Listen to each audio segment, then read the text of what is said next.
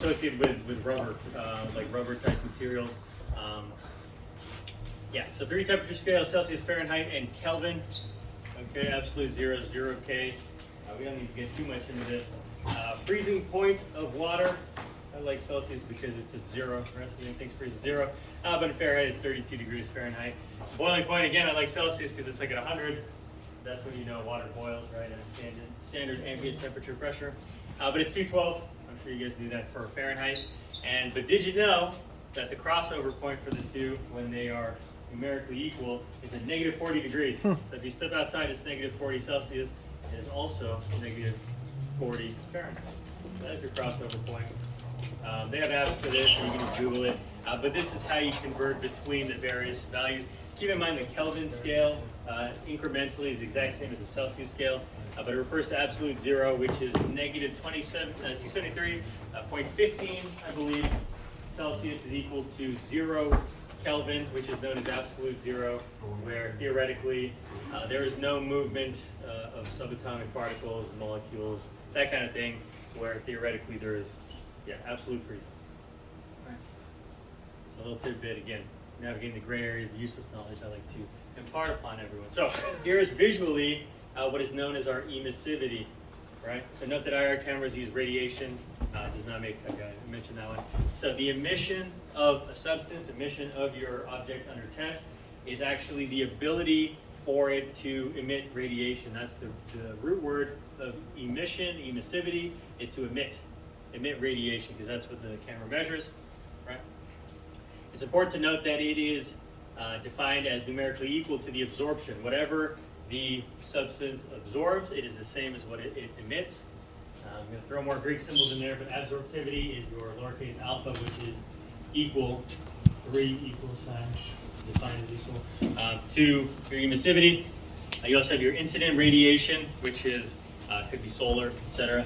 And then you have your reflection, which is luckily not Greek in this case, but it's defined as powerful reflection. And transmission, also not Greek, is T. So we have many quantities that go in here. We're going to talk about that equation.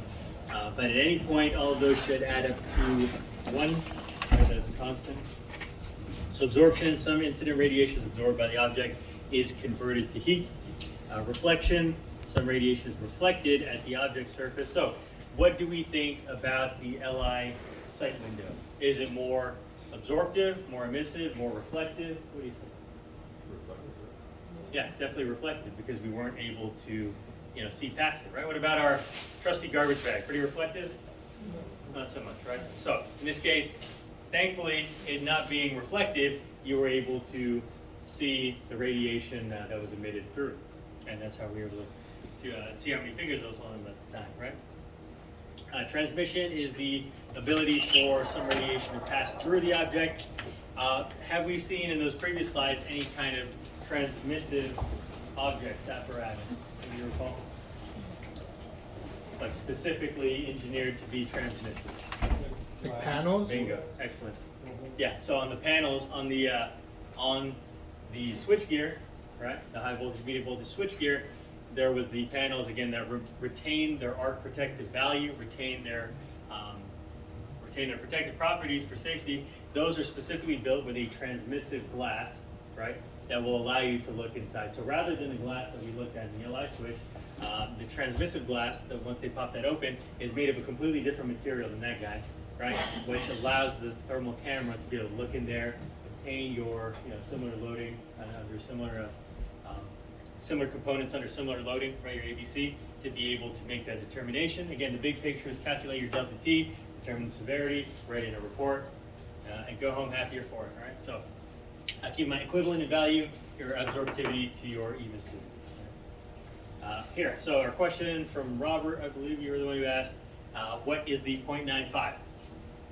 And so here are just a bunch of examples of the emissivity values of known material, right? So no surprise here. Rubber, hard rubber, like especially if those of you who've gotten in hand our medium voltage, high voltage cable, right, is 0.95. That is why 0.95 is our go-to value for emissivity when we perform electrical inspections of electrical equipment.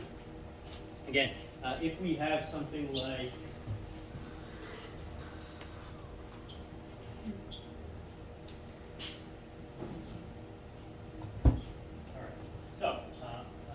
the big picture, but if we see a cable landed in, for example, the LI switch, right? If we know the emissivity of the rubber, the EPR, ethylene propylene rubber, right?